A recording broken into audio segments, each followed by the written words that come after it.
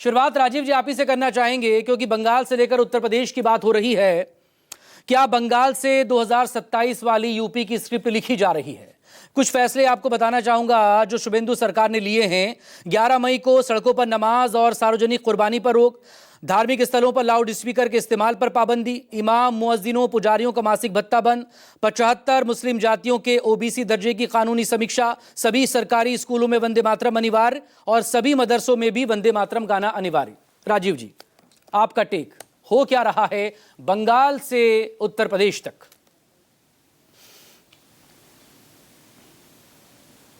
देखिए मकसूद, पिछले दिनों जो आसाम और पश्चिम बंगाल के विधानसभा चुनाव के जब नतीजे आए तो आसाम के मुख्यमंत्री ने जीत के बाद क्या कहा। उनका बयान था कि 19 कांग्रेस के विधायक जीते हैं, जिसमें 18 मुसलमान हैं, और उनका सीधा इशारा था कि कांग्रेस को मुसलमानों ने वोट दिया है और वो 19 में 18 मुसलमान जीते हैं। और शुभेंदु अधिकारी जो कि पश्चिम बंगाल के मुख्यमंत्री हैं, उनसे सवाल पूछा गया कि जहां आप नंदीग्राम, जो आपका गढ़ है, जहां से आप इतने सालों से जीत रहे हैं, जहां से आपने ममता बनर्जी को हराया, वहां आप कम वोटों से जीते, और जहां पर भवानीपुर, जहां ममता बनर्जी का गढ़ था, जहां ममता बनर्जी से जहां विधायक थी, जहां उनका घर था, वहां से आप ज़्यादा वोटों से जीते, इसका कारण क्या है? तो उन्होंने सीधे सीधे कहा कि नंदीग्राम में मुसलमान ज़्यादा हैं और भवानीपुर में मुसलमान कम हैं।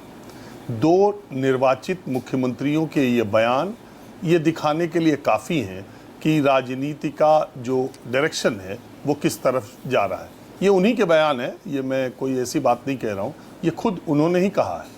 और जब ऐसी बात कही जा रही तो उससे एक नैरेटिव जो देश में चलाए जाने की बात है, उसमें यह है कि मुसलमान जो है वो एक विलेन है, और मुसलमान के को जितना, वो एक ऐसा पंचिंग बैग है, इसमें जितना आप मारते हैं दूसरी तरफ आपका वोट उतना कंसोलिडेट होता है।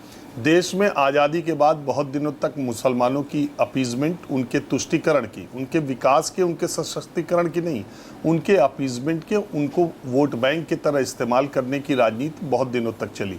पहले माइनॉरिटी का अपीजमेंट, मैं इसे मेजॉरिटी का अपीजमेंट मानता हूँ। 21वीं शताब्दी में जब आप आगे जा रहे हैं, तब आप इन चीज़ों पर निर्वाचित सरकार में आने के बाद एक तरफ प्रधानमंत्री एक बड़ा विजन लेके आते हैं, सबका साथ सबका विकास, और दूसरी तरफ मुख्यमंत्री इस तरह के बयान देते हैं। ये बात ठीक है, वंदे मातरम को लेकर के आज से नहीं, जब ये लिखा गया था उसके बाद पश्चिम बंगाल का जब विभाजन हुआ था, तो क्या मुस्लिम क्या हिंदू, इन सब की ज़ुबान पे वंदे मातरम था और अंग्रेज़ों के छक्के छुड़ा दिए गए थे। उन दिनों धर्म को लेकर के इतनी लकीरें नहीं खींची गई थी, और अंग्रेज़ों के जब दांत खट्टे हो गए तब उन्होंने डिवाइड एंड रूल जो पॉलिसी पूरी दुनिया में चलती है, बांटो और राज करो, उस पर चलते हुए उन्होंने ये तय किया कि यार ये तो हिंदू मुस्लिम की यूनिटी के साथ, तब उन्होंने उसमें निकाला कि ये जो वंदे मातरम लिखा गया है, इसके जो 6 स्टैंजाज है, ये तो मुसलमानों के लिए ठीक नहीं। अल्लाह को छोड़कर इसमें स्तुति गान देवी का कैसे हो सकता है, भारत माता का स्तुति गान कैसे तो है, ये इस्लाम इसको नहीं देता। और फिर मुस्लिम लीग ने इसको पकड़ा, जिन्ना ने पकड़ा, और एक विवाद खड़ा हुआ। उस विवाद को निपटाने के लिए आपको मालूम है जवाहरलाल नेहरू, रविन्द्रनाथ टैगोर, तमाम बड़ी हस्तियां, मौलाना अबुल कलाम आज़ाद, इन लोगों ने बीच का रास्ता निकाल करके ये तय किया कि भाई वंदे मातरम गाया तो जाएगा, लेकिन अगर किसी की धार्मिक भावनाओं को ठेस पहुंचती है तो शुरू के 3 स्टैंजाज को लिए जाए, बाद के न लिए जाए। लेकिन बाद में इसको लेकर के ये भी हुआ कि एक ऐसा राष्ट्रगीत जिसको लेकर के पूरे देश में एक भाव है, उसको मुसलमानों के अपीजमेंट के चलते उसके स्टैंजाज को छोड़ दिए गए। एक भारतीय जनता पार्टी, उनकी पूर्ववर्ती जो भारतीय जनसंघ, इस विचारधारा के थे। ये विवाद चलता रहा था, आपको मालूम है। वंदे मातरम को देके अभी संसद का सत्र भी बुलाया गया था विशेष, और 1.5 साल मनाया गया। इंटरेस्टिंग बात यह है, वंदे मातरम बंगाल के लिए लिखा गया है मकसूद, उसमें 6 करोड़ जनता का भी जिक्र है। वंदे मातरम में महाराष्ट्र, उत्तर प्रदेश, तमिलनाडु, दिल्ली या हरियाणा का, पंजाब का जिक्र नहीं है, वो बंगाल का जिक्र है। लेकिन बंगाली राष्ट्रवाद जो उस वक्त था, उसको एक बड़े फलक पर ले आने के लिए भारतीय जनता पार्टी की सरकार ने ये तय किया। और उसके बाद आपको मालूम है कि आकाशवाणी की धुन बजने के बाद सुबह उसे सारा पूरा जो पूरे स्टैंजा हैं उसको बजाने का आदेश दिया गया है और वो बजाया भी जा रहा है आकाशवाणी में सारी जगह से। अब ये मदरसों पर लागू किया गया। देखिए, एक होता है कि चाहे कोई भी स्कूल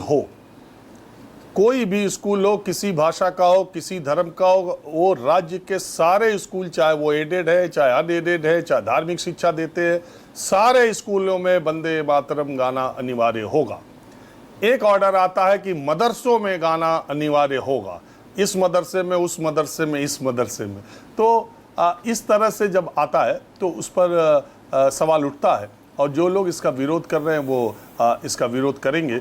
लेकिन भारतीय जनता पार्टी के में, और इंटरेस्टिंग दूसरी बात यह है कि जो लोग भी भारतीय जनता पार्टी के मूल काडर के मुख्यमंत्री जो हैं, वो आपको इतना हिंदुत्व के आक्रामक रास्ते पर चलते हुए नहीं दिखाई देंगे जितना कि 5-6 साल 8 साल पहले भारतीय जनता पार्टी में दूसरी पार्टियों को शामिल हुए मुख्यमंत्री आपको कट्टर हिंदुत्व के रास्ते पर चलते दिखाई देते हैं। हेमंत बिस्वा शर्मा हो, 6 साल पहले वो कांग्रेस से बीजेपी में आए हैं, 7 साल पहले। तो इसके बाद अब 2015 में आए थे, उसके 6 साल बाद वो मुख्यमंत्री बन गए थे 21 में। अब तो उनको ज़्यादा 11 बरस हो गया जी। शुभेंदु अधिकारी 2020 में आए थे टीएमसी छोड़ करके। उनका रुख देखिए। तो आजकल ये भारतीय जनता पार्टी के मुख्यमंत्रियों में, और चूंकि उत्तर प्रदेश का अब चुनाव आया है तो योगी आदित्यनाथ उसी चीज़ को कहने लगे, तो उस पर और ज़्यादा मुसलमानों को खिलाफ और ज़्यादा कितना बोला जा सके, इसका भी एक होड़, एक कंपटीशन लगा हुआ है और इसमें बहुत हद तक राजनीतिक रूप से कामयाबी हो रही है। तो ये उनके लिए उनकी पिच है उस पर बैटिंग करने का, और हिंदुओं को मुसलमानों के अलग रखकर हिंदुओं को यूनाइट करने में निश्चित तौर पर उनको सफलता मिली है और सफलता का ये मूल मंत्र उन्हें दिखाई देता है। देखिए, बात ये कही जाती है ना कि चुनाव में और जंग में और मोहब्बत में सब जायज़ है। तो जिसको जो सफलता, जो चीज़ें दिला रही हो, वो अपने तरीके से चल रहे हैं। ये जनता के ऊपर है कि पॉलिटिकल पार्टीज़ या उनके लीडर्स का नैरेटिव का असर उन पर कितना पड़ता है। एक छोटा सा कमेंट इस पर, क्या ये सरकारों को या फिर जिनकी जिम्मेदारी है उन्हें बहुत उनके लिए राह आसान कर देती है जब असल मुद्दों पर बात भी नहीं हो पाती है? महंगाई कैसे बढ़ रही है, पेट्रोल डीजल के दाम बढ़ गए हैं, अर्थव्यवस्था के हाल क्या हैं, लोगों के पास रोजगार नहीं है, जो पढ़ना चाहते हैं उनके पेपर लीक हो रहे हैं, तो जिम्मेदारी और जवाबदेही से भी लोग बच जाते हैं। सवाल इसका नहीं है मकसूद, मैं इसको नहीं मानता। अगर जनता ही इसको सबसे बड़ा मुद्दा मानती है, अगर उसके लिए महंगाई पर या रोजगार या स्वास्थ्य या शिक्षा उसके लिए उस महत्वपूर्ण नहीं है, महत्वपूर्ण इस तरह की चीज़ें हैं और इसी पर जनमत वो दे रही है, तो मैं इसको मानता हूं कि उसके लिए शायद हम आपको लगता हो कि असल मुद्दे ये हैं। हो सकता है कि जनता के लिए असल मुद्दे यही हो और लंबे समय से जो बातें चली आ रही हैं, जनता का एक रुख इस तरह का पैदा हुआ हो और उसके सोचने का तरीका यही हो, क्योंकि ये इतना आसानी से या एक बारगी में नहीं हुआ मकसूद। इसको समझने, ये पैटर्न समझने की बात है।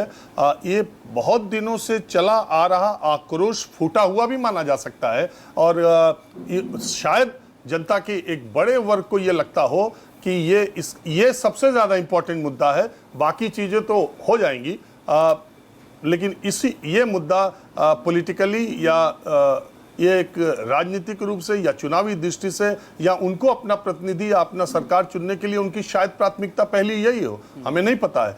असल मुद्दों पर चुनाव, वही बात होती है, असल मुद्दे हैं क्या?